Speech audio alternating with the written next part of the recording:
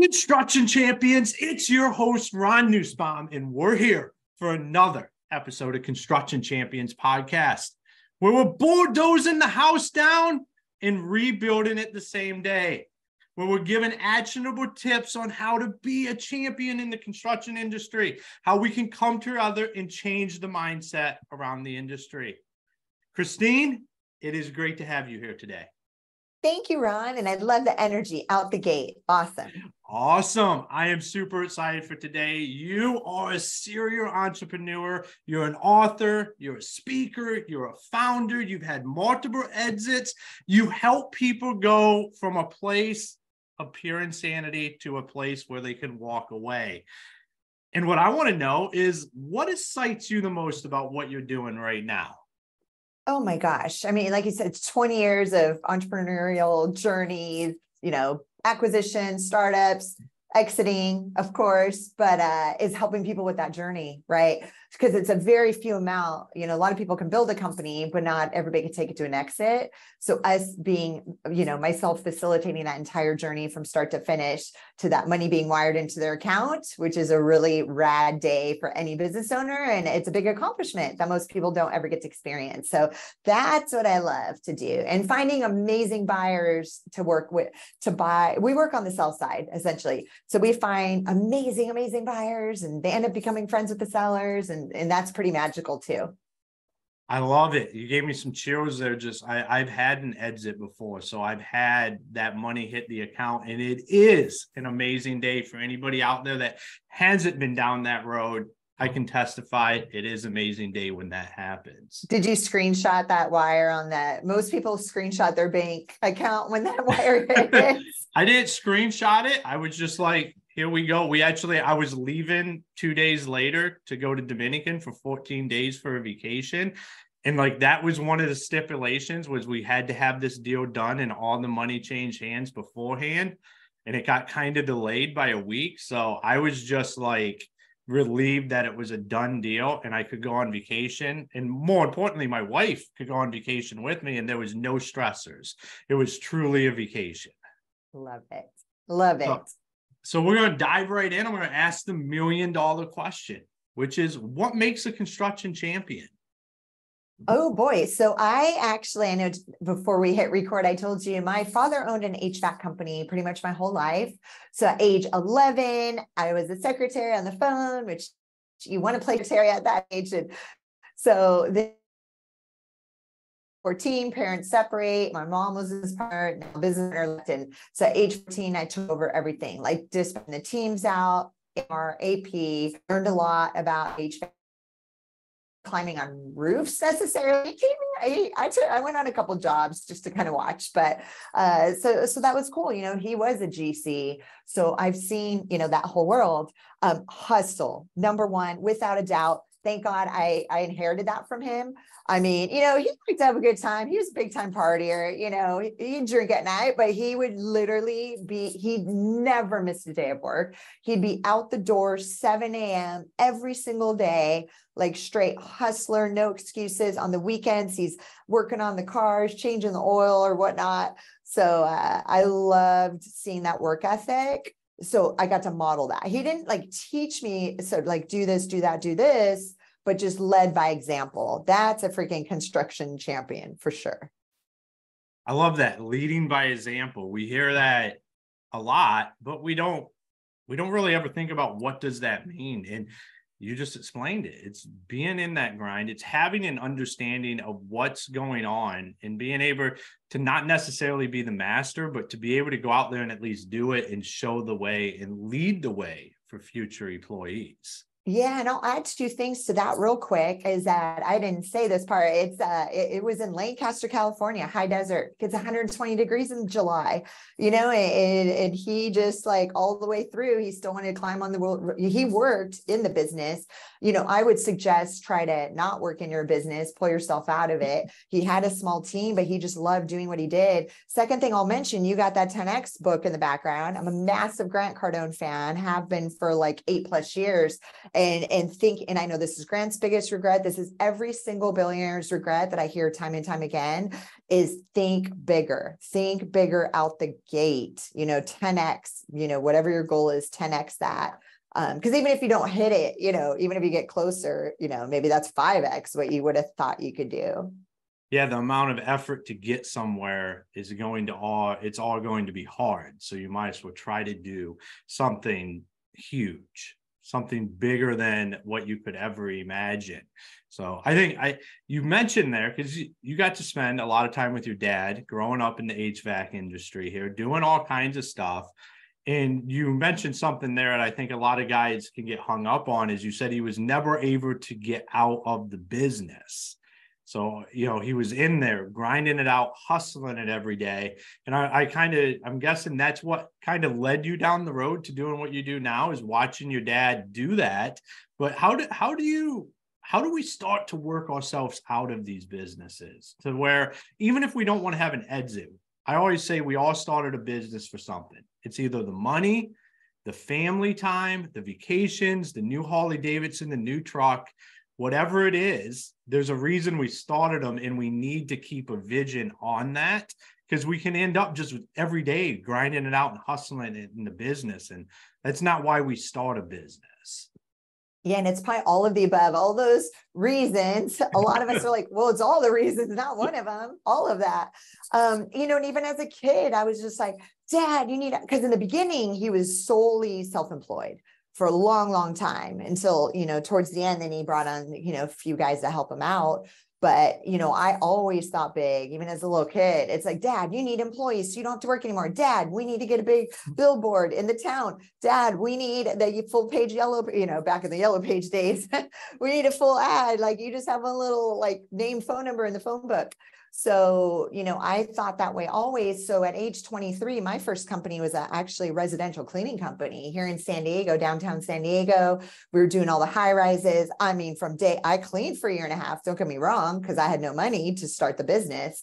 So I straight hustled, but don't get me wrong. Every single day of cleaning that toilet, I was already thinking of the future of I'm only doing this until I can hire more people. We got up to about 35 employees. I had a manager. I didn't have to be there. I could travel. And it was a cash cow. So it's again, I had freedom, travel, buying nice cars, cash flow. So you always want to work up. I can't imagine anybody being like, I want to do this every single day, for the rest of my life. Because there might come a point where you can't do construction. It's a very physical job, right? I like that point right there, because I was going to ask you a question that I hear a lot from guys is I like my lifestyle. I like what I built. If I want to just stop working for a little bit and go on vacation, I'll do that. And I come back and I pick it right back up. But I think what you just said is one of the reasons to work on getting out of the business. Because what if that does happen? What if you end up in the hospital for an extended period of time? I know some guys that happened to, and it completely changed their perspective on business. No, I love that. And my father passed about 8 years ago at 57, just his heart in the middle of the night shuts off. I rush up, 3-hour drive to try to situate his company, 24 years in business, employees there. It's a Thursday morning, teams there, secretaries there. And it's just chaos. And I, jump in his QuickBooks because I'm like, okay, can I salvage this? Can I get a competitor to take it over real quick, take the clients, and that's sad to watch a business just overnight disintegrate, because I was just shoot. And I had, my spas here. We just opened a second location. I was just like, holy shit, I can't take this over right now. And I can't even get someone to take it over to package it up.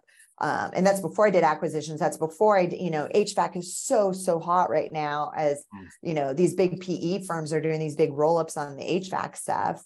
But yeah, so I think, and do, people listening or watching, are your kids can you groom them to take it over? It's funny. Most kids don't want to take over their parents' companies right now. I've learned, yeah, you're laughing, but can you create some sort of legacy? They want to immediately sell. I meet so many guys that are second generation in the construction industry that are I did this growing up. I do not want to do it. I am just trying to get this in a position to where I can sell the company and then go do what I really want to go do. It's amazing. Yeah, I mean, again, it's legacy. I mean, so then at least the kid, it's still a legacy that was built to where, okay, it's sellable at least, right? Because, and that's a problem with sole proprietor versus if they have a team and systems in place, that can happen. If there wasn't, and the father was doing all the work, then boom, it's gone. So I think some sort of legacy, whether or not your kids just sell it off right after. Well, I think That's one of the one thing. problems is the businesses aren't ready to be sold. That's why, like, Yeah. they feel like they get stuck working in it for 5-10 years because it is a legacy. It's what they've done, but it's not ready to be sold because none of the proper precautionary measures were done, like you just talked about, systems, training, the employees, all the stuff that makes a business valuable, that adds exits to the end of it. Exactly. And I know we could touch that if you want to do it now or in a bit, is like, what are those items, right? It's the companies we see day in, day out. It's the ones we take to market. Like, what are we fixing as fast as we can?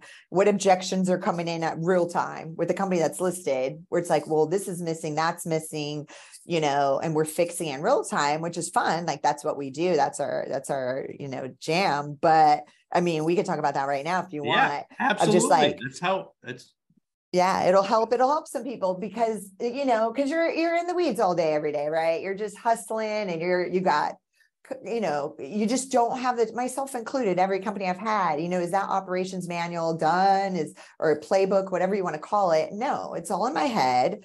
And that's not good, especially in the first few years. That's understandable. You're trying to build the systems, you're changing the systems, stuff's not dialed, you're running around with your head cut off.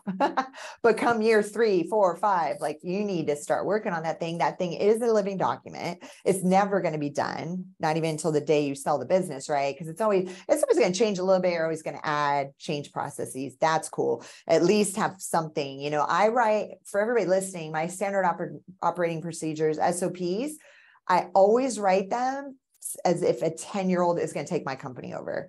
It is written like a 10-year-old could come. And I always say that they can run my company. So you got to be detailed, and the more you are, the better. Putting people in place, putting a manager in place, putting, a team in place, and just kind of working yourself out of that job over time is another thing you need to do. Profit, that's number one, what people are looking for when they're trying to acquire business right now. And it is a hot seller's market for sure for cash flowing businesses. That's the key word right there. So yeah, those are just my top ones out the gate of what people should be thinking about on that exit, even though you're not ready to exit, even though you don't even know how much you want to exit for, just like starting to put this stuff in place. Yeah, I mean, we're talking business fundamentals, stuff that you should have in place, whether it's just you or you have a team. Like, this is how you start to create clarity. This is how you add value to everybody around you and your company. And then that's what makes it to where you can continue to grow it.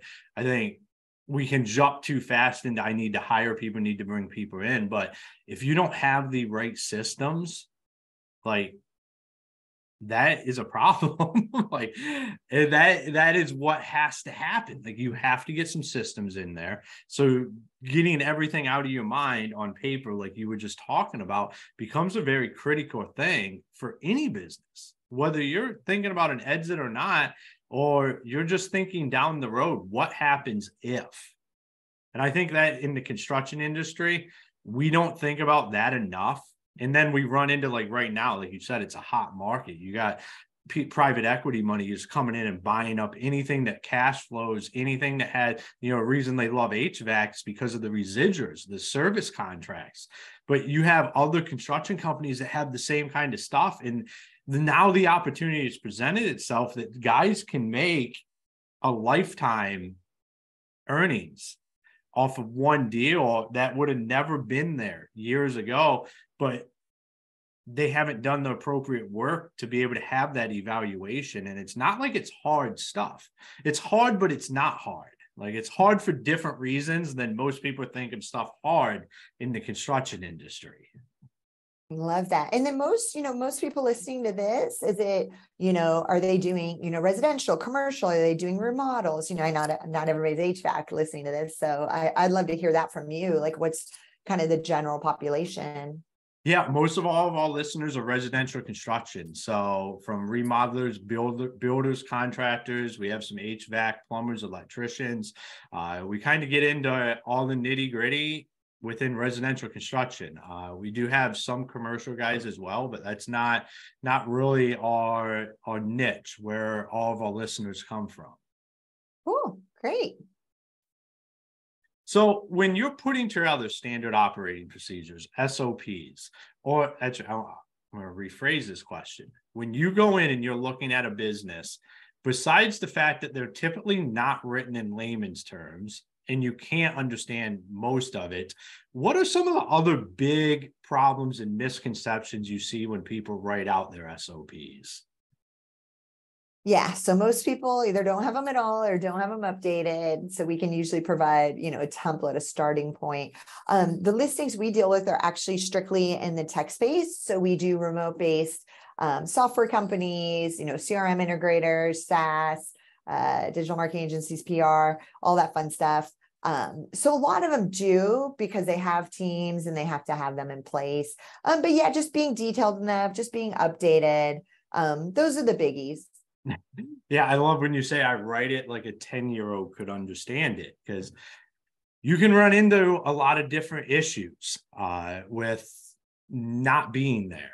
And I think the last thing we want to do is put this stuff in place to have a phone ring all the time, because that's probably not the end goal of working your way out of this. But you see that happen where a lot of guys get everything, they think they got it all situated, but all they're doing is working from a different location. Then they're not truly out of the business, so they're not truly able to step away and continue to grow other aspects of the business.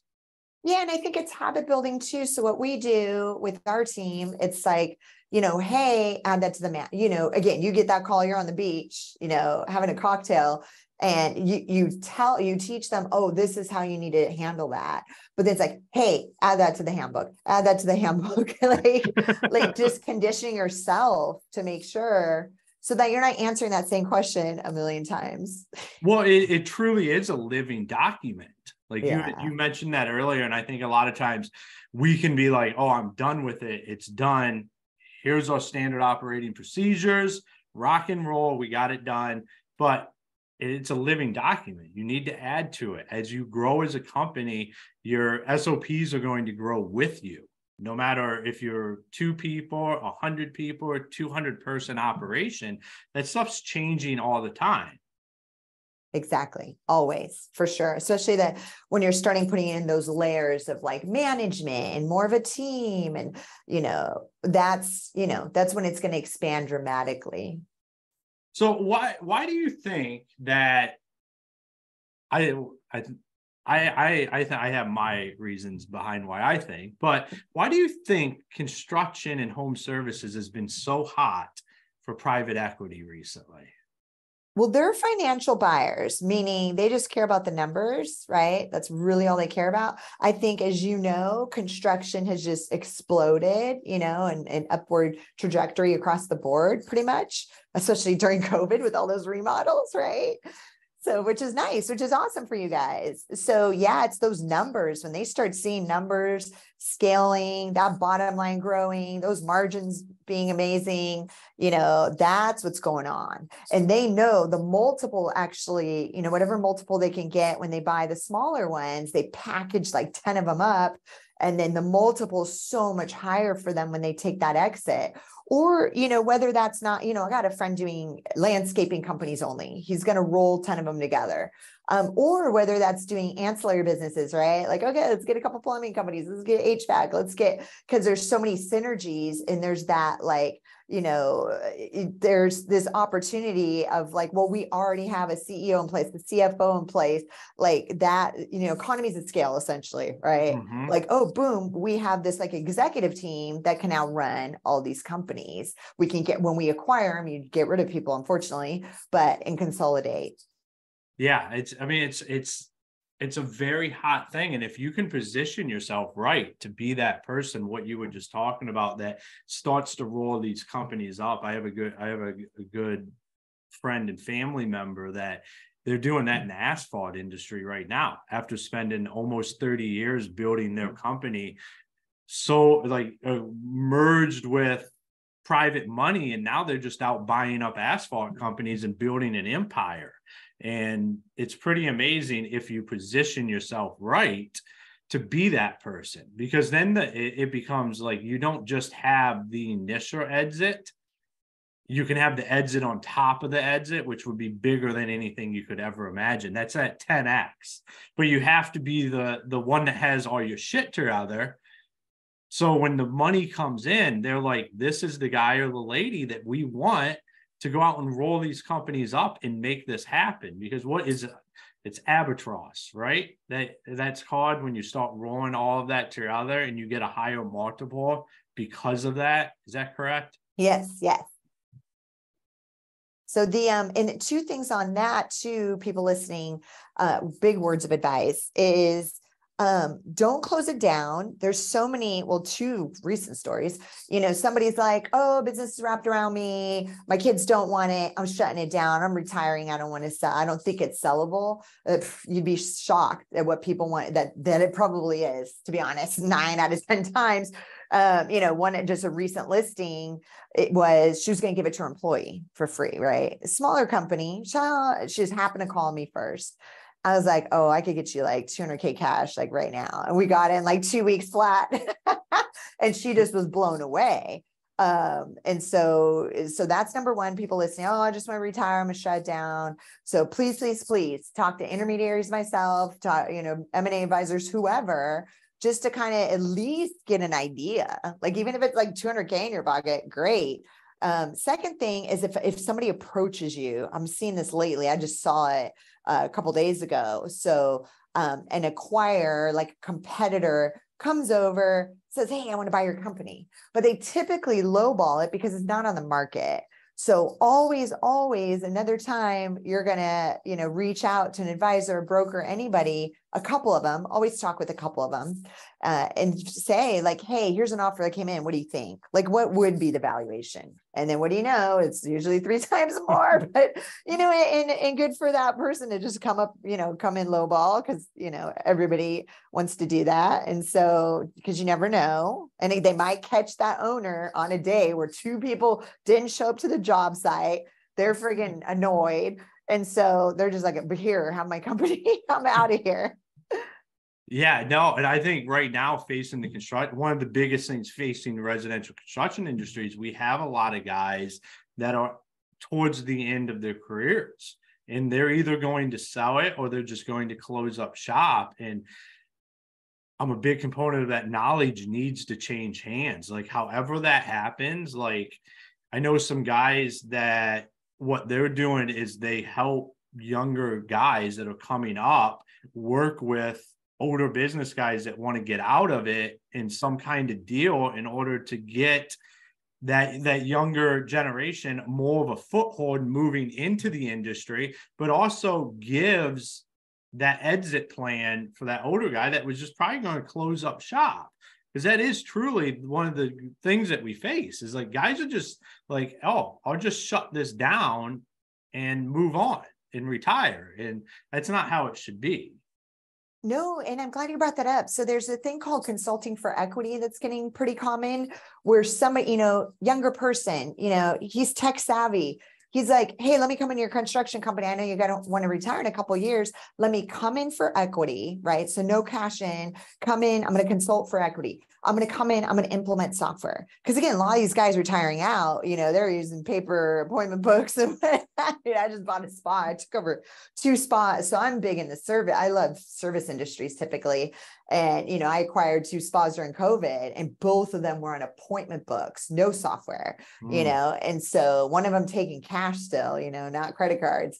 So I jump in, I take the business over, and I start, implementing that immediately. And it just shot the business up even more. So, and that's a great way for those younger guys to get, to get in there, and they're kind of learning the business with the owner. There's a plan, they got equity. And then, owner exits out, and then, maybe that younger guy can't go get an SBA loan, doesn't have a chunk of change to buy the company necessarily, but then gives the owner monthly payments. And then that could be the owner's retirement where he's getting that monthly income out of the business, for however long. So yeah, I like that. I like that option too. Because again, it's sad to see these people just shut a business down.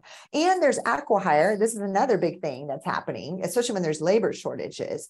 If it's like, oh, I'm just going to shut it down. Well, somebody will acquire your company strictly for your team, right? They're just like, we need people. So we will buy you just because we want the people or, the equipment. So there's always assets to a company. Yeah, and there's always, at bare minimum, there's a customer list. Oh, like if you have been in business for 30 years and have done a halfway decent job of keeping a customer list, like that's worth a lot of money, especially in your area, or just the private equity that are buying stuff up, continuing to grow. If they can get a 30, we'll say it's hard to keep for 30 years, especially with what technology was 20 years.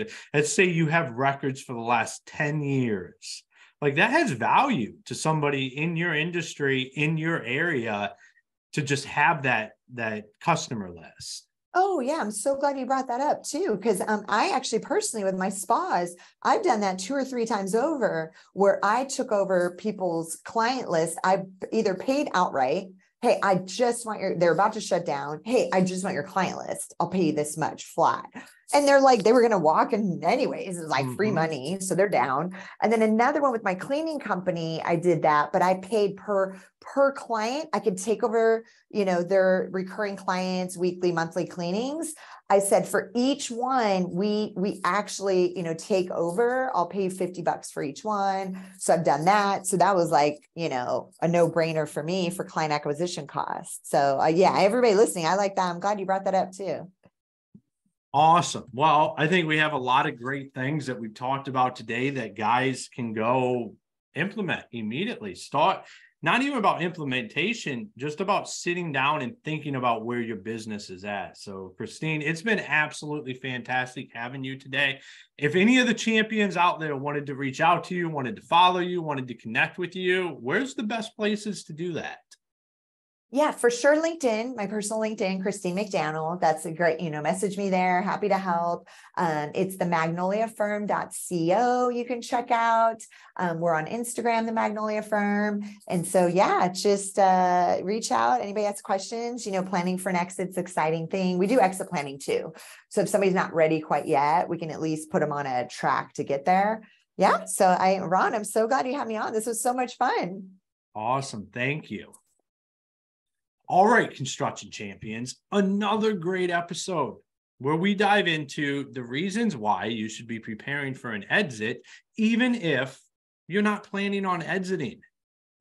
I've talked to too many guys over the years that something happened on a job site that then led them to being in the hospital for a couple months or 3 months, that had the impression of, hey, as long as, I can take my time off. I built this business. I don't have all of this stuff that gives me headaches. But when something happens, you don't have any income. So it's not necessarily planning for that exit, but also think about this. One day you're going to want to retire. One day you're probably going to want to do something else. And what does that look like? Are you just going to shut it down? Say you spend 20 years building this and then you just shut it down. Like that doesn't make much sense. Like this is where we start separating ourselves from the losers and become that champion, is when we start thinking about what this looks like. Because a champion is thinking about that legacy. When Kobe Bryant and Michael Jordan were chasing down rings, they were chasing down rings because they were leaving a legacy. They knew what that end outcome was going to be of them winning. And that's how we have to look at it in construction. Just because it's construction doesn't mean we can't leave a legacy. How about this? Your kids want to take the business over, and you leave them something that's just a cash machine that can benefit your grandchildren at that point in time. Or if they don't want to take it over, it's something that you can sell. They can sell. You have an exit plan. This is all stuff that we should be looking at. It can be hard conversations to have with ourselves. Go look in the mirror and have it and have an understanding of what this looks like for you. So, Construction Champions, make sure you go to constructionchampionspodcast.com.